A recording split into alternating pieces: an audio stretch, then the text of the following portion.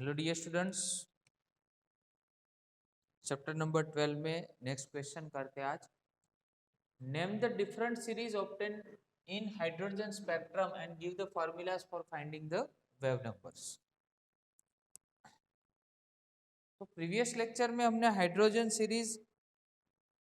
Spectrum के बारे में आपको डिस्कस किया था, जिसमें डिफरेंट वेवलेंथ थी, लैम्डा 1, लैम्डा 2, और उसके अकॉर्डिंगली उसमें हमने सीरीज के बारे में भी थोड़ा पढ़ा है।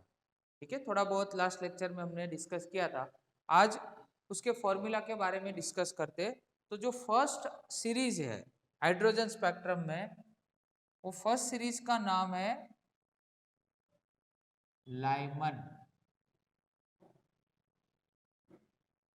लाइमन सीरीज,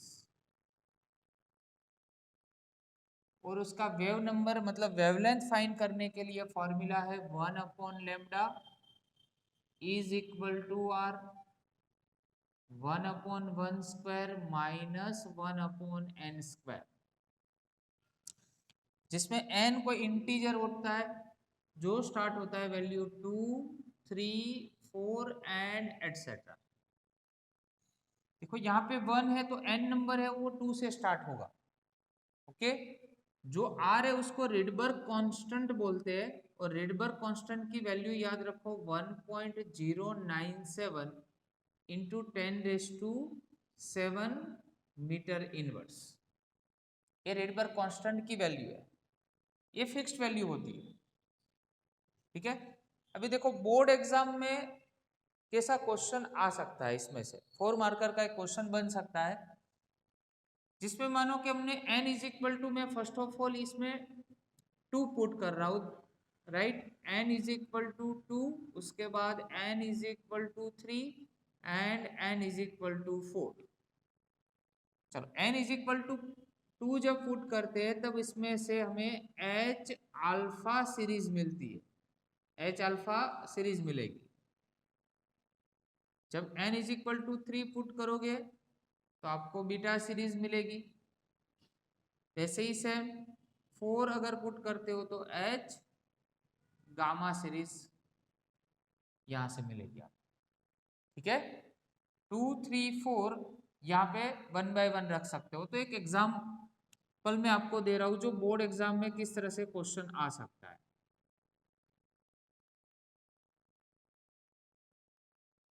मान लो कि आपको पूछा जाए कि लाइमन सीरीज में एच अल्फा, एच बीटा और एच गामा के लिए जो वेवलेंथ है वो फाइंड करो। तो पहले n इज इक्वल टू कितना रखोगे आप, 2, that means 1/λ is equal to r, यहाँ पे 1/1² माइनस 1/2²। हम कैलकुलेशन किसके लिए कर रहे हैं, एच अल्फा सीरीज के लिए कर रहे हैं। ठीक है, हाइड्रोजन की एच अल्फा सीरीज। चलो 1/λ is equal to R 1/1² that means 1 हो गया। यहाँ पे 1/4 1/λ, आर की वैल्यू है 1.097 इंटू 10⁻⁷। 1 माइनस 1/4 करोगे तो ओवरऑल आंसर होगा 3/4। चलो 3/4 मल्टीप्लाई करते हैं, राइट। तो 1.097 into 3 and divide by 4, answer मिला 0.82275 इंटू 10⁻⁷ तो है इसमें। ये अपना आंसर नहीं है, बिकॉज हमें 1/λ नहीं चाहिए, हमें लैम्डा की वैल्यू चाहिए।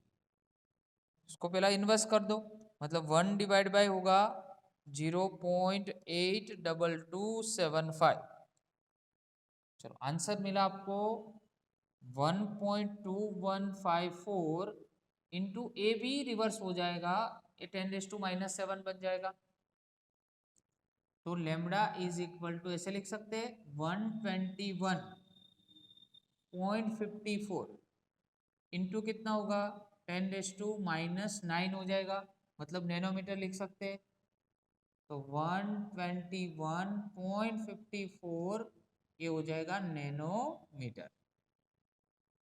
क्लियर? तो इस तरह से देखो बोर्ड एग्जाम में एच अल्फा, एच बीटा और एच गामा ये तीनों की वैल्यू लाइमन सीरीज के लिए आपको फाइंड करने को बोल सकते हैं। ओके, तो एक क्वेश्चन इसमें से बन जाएगा।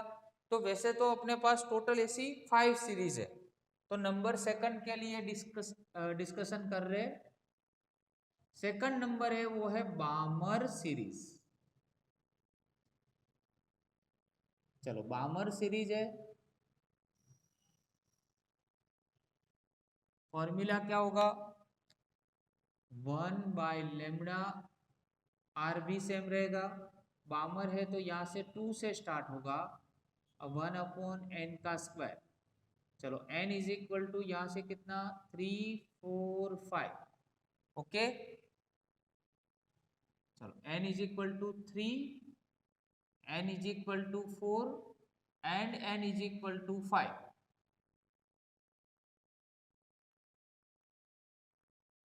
3 रखोगे एच अल्फा मिलेगी, 4 एच बीटा और एच गामा सीरीज आपको यहां पे मिलेगी। ठीक है, वैसे ही third number Paschen series. चलो पास चेन सीरीज के लिए फॉर्मूला तो वही रहेगा, 1/λ इज इक्वल टू आर। इसमें क्या चेंज होगा, ये 3 का स्क्वायर बन जाएगा और 1/n square, right. n is equal to beta होगा यहाँ पे 4 5 6 अप टू डैश। क्या रखेंगे वैल्यू इसमें, तो 4 से स्टार्ट करो, नंबर 5 पे जाओ, नंबर 6 पे क्या मिलेगा, तो 3 सीरीज मिलेगी alpha beta and gamma. H alpha, H beta and H gamma series मिलेगी। ओके, नंबर 4 सीरीज है ब्रैकेट,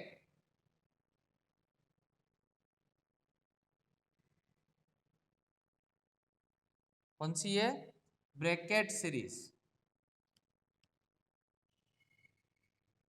चलो ब्रैकेट के लिए 1/λ आर 1 क्या हो जाएगा यहाँ पे 4 का square minus 1/n square.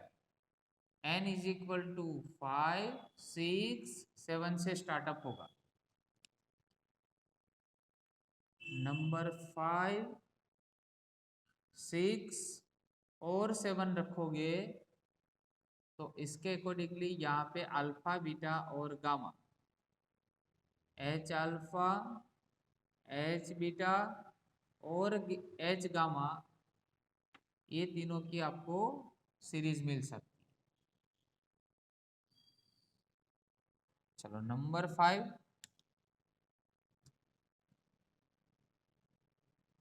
Fund series, इसमें पी साइलेंट है, फंड सीरीज बोला जाता है। फंड सीरीज उसका formula 1/λ is equal to R 1/5 का स्क्वायर और 1/n का स्क्वायर होगा।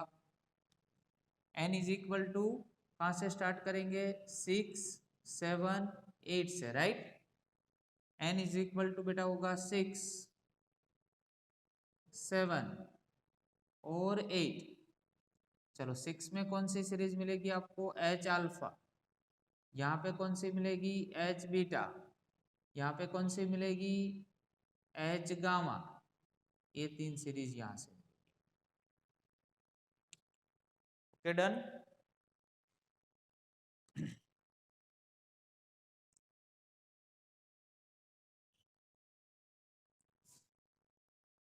यहाँ पे थोड़ी मिस्टेक है मेरी, ब्रैकेट में डबल टी आएगा, ठीक है, ये थोड़ा चेंज कर देना।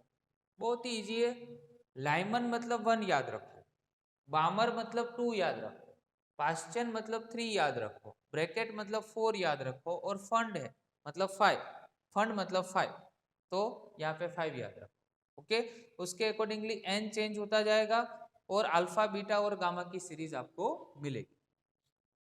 तो कोई भी बोर्ड एग्जाम में मान लो कि आपको पास्ट चेन सीरीज के बारे में पूछे, उसके एच अल्फा, एच बीटा और एच गामा की सीरीज आप फाइंड करो, तो आपको n is equal to first of all इसमें 4 पुट करना है, राइट।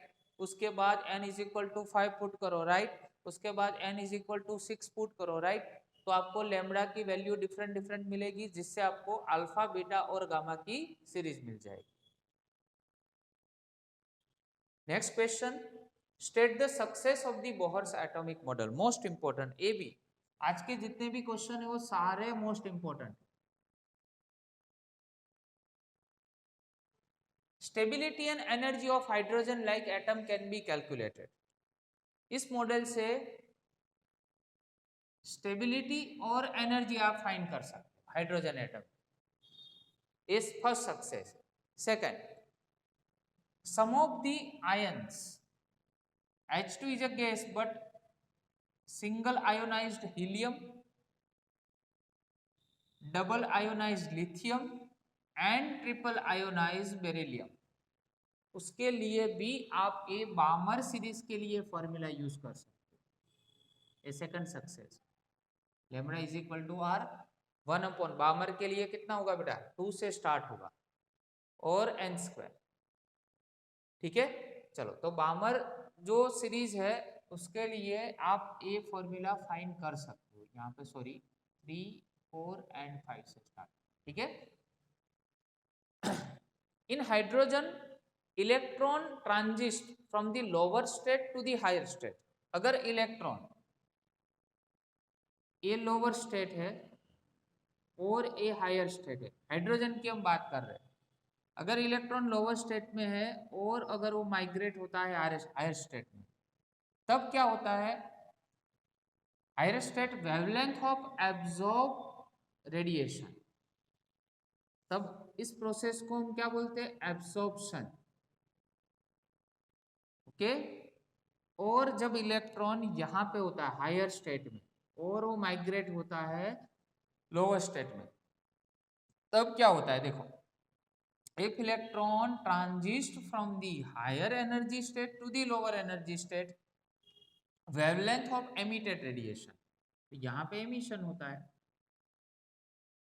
तो absorption और emission ये दोनों अगर आपको फाइंड करना हो तो कौन से फॉर्मूला, तो एक जनरल फॉर्मूला बन सकता है ये सभी सीरीज के में से, 1 upon lambda is equal to R 1 upon m square minus 1 upon n square, where m is what, any integer starting from 2, 3, 4 up to dash, and m is a n minus 1, मतलब यहां से इसमें से कम होगा इसमें, ओके। तो इस तरह से आप अगर एब्जॉर्प्शन और एमिशन रेडिएशन की अगर वेवलेंथ फाइंड करना चाहते हो तो भी ये फॉर्मूला आप यूज कर सकते हो। So there are 3 success of Bohr's atomic model. First, stability energy. Second, you can also apply this formula for some of the ionized, and third one is for emission and absorption process, you can easily find the wavelength accordingly, okay। Now moving on to the next question, explain the Rutherford's atomic model and its limitation। तो Rutherford का जो atomic model था उसके बारे में हमने discuss किया था कि it is like a planetary model, जिसमें सन जो होता है वो सेंटर पे होते और सारे जो प्लैनेट्स होते हैं वो उसके अराउंड रिवॉल्व होते, ठीक है। Same as electrons are also orbiting around the nucleus, जैसे प्लैनेट सन के अराउंड रिवॉल्व होते हैं वैसे ही इलेक्ट्रॉन्स है वो न्यूक्लियस के अराउंड रिवॉल्व होते, तो ये सेम लाइक कौन सा मॉडल है, प्लेनेटरी मॉडल है। अभी देखो, सन और प्लेनेट ये दोनों के बीच में कौन सा फोर्स अप्लाई होता है, तो ग्रेविटेशनल फोर्स अप्लाई होता है, बट यहाँ पे न्यूक्लियस और इलेक्ट्रॉन के बीच में कौन सा फोर्स अप्लाई होगा, तो इलेक्ट्रोस्टैटिक फोर्स अप्लाई होगा। कौन सा होगा, इलेक्ट्रोस्टैटिक फोर्स। तो ये दोनों में डिफरेंस है। तो ये था रदरफोर्ड का atomic model. Now moving on to its limitations. First ये लिमिटेशन है कि उसकी रेडियस जो है उसकी कोई लिमिट नहीं है, मतलब उसमें R1 रेडियस भी हो सकती है, R2 रेडियस भी हो सकती है, R3 रेडियस भी हो सकती है, ठीक है। There is no limitations of the radius, okay. जो इलेक्ट्रॉन की रेडियस है उसमें कोई लिमिटेशन नहीं है, ये first limit. Second, electron is rotating around the nucleus has an accelerated motion. उसकी जो मोशन है वो कौन सी है? एक्सेलरेटेड मोशन है, मतलब change in velocity with respect to time. Clear? Now according to classical electromagnetic theory, an accelerated charge radiates energy. अभी electromagnetic theory क्या कहती है? अगर कोई पार्टिकल एक्सेलरेटेड मोशन में है तो वो एनर्जी रिलीज करेगा। अगर वो पार्टिकल एनर्जी रिलीज करता है तो बाय टाइम उसकी एनर्जी क्या होगी? डिक्रीज होगी। सो the radiates energy in the form of electromagnetic radiation, hence energy goes decreasing. So time by time उसकी एनर्जी क्या होती जाएगी? डिक्रीज होती जाएगी। So from that we can say that the path of these electrons would not be circular, it is in a form of spiral, वो spiral form में होगा। तो देखो ये सर्कुलर पाथ नहीं है। So if we consider the electron over here, it radiates some energy। देखो यहाँ से अगर इलेक्ट्रॉन अगर एनर्जी रेडिएट करेगा तो एक टाइम ऐसा आएगा कि वो धीरे धीरे यहाँ पे न्यूक्लियस के साथ मर्ज हो जाएगा, कि उसकी एनर्जी डिक्रीज होगी। सेम यहाँ पे देखो एनर्जी रेडिएट की तो उसकी एनर्जी क्या हुई?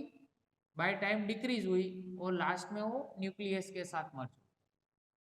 तो ये मॉडल क्लासिकल इलेक्ट्रोमैग्नेटिक थ्योरी ये कहती है कि इसका जो पाथ है इलेक्ट्रॉन का वो सर्कुलर नहीं है, वो स्पाइरल के फॉर्म में होना चाहिए, okay. So atom can not be stable. तो इससे तो ये पता चला कि भाई चलो ऐसे मतलब है तो कोई एटम का पूरा जो स्ट्रक्चर है वो स्टेबल नहीं है। तो frequency of revolving electron, electron जो रिवॉल्व होता है अराउंड द न्यूक्लियस, उसकी जो फ्रीक्वेंसी होती है वो किससे इक्वल होती है? Frequency of revolution. उसकी जो रिवॉल्यूशन की फ्रीक्वेंसी है वो दोनों से इक्वल है। Angular velocity and their frequency change continuously as just the electron is revolving in a spiral shape. So we can say that the angular velocities and their frequency would change continuously.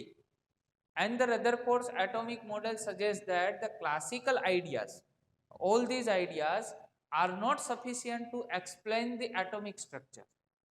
ये सारे ideas है वो fail गए atomic structure को explain करने के लिए, and because of this model fails to understand the stability of atoms.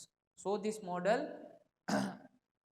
fails to understand the stability of atoms. So these are all the limitations of the Rutherford's atomic model, okay. Thank you very much.